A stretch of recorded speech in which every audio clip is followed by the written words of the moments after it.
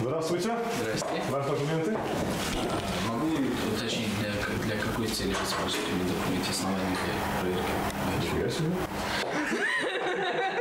У нас сейчас проводится операция «Нелегал». در مسکو فعالان سازمان بام جهان برای مهاجران آسیای مرکزی دوره‌های آموزشی را برگزار می‌کنند.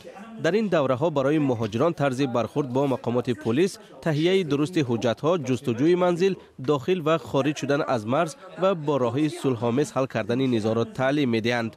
آموزش اساساً طریق صحنه‌چه‌ها صورت می‌گیرد و فعالان با اجرای نقش‌ها و پرسش‌های احتمالی پاسخ می‌دهند.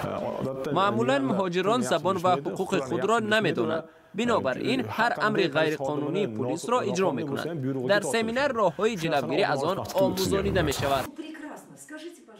سازمان دهندگان دوره آموزشی و مهاجران درباره حالت‌های قصه کردند که خود آنها به واسطه شاهد شدند.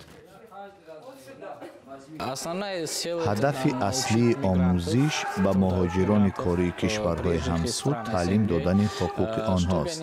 همچنین چگونه باید از حق خود دفاع و با کارمندان حفظ حقوق گفتگو کرد.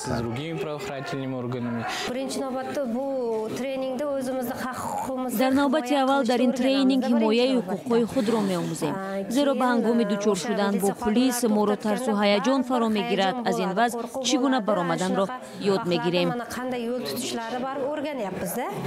در اکثر حالات حتی در صورت درست بودن حجت هم پلیس حجت ساخته است گفته پول می‌گیرد. در این حالت ندانستن زبان مشکلی می‌آورد. در این سمینار معلوماتی را گرفتیم که نمی‌دانستیم. مفید بود. وقتمان تلف نشد. 58% فعالیت من در ماه سپتامبر به آزاد کردن مهاجران بخشیده شده بود که غیر قانونی بازداشت شدند. زیرا 6% دیگر بازداشت‌های قانونی بودند.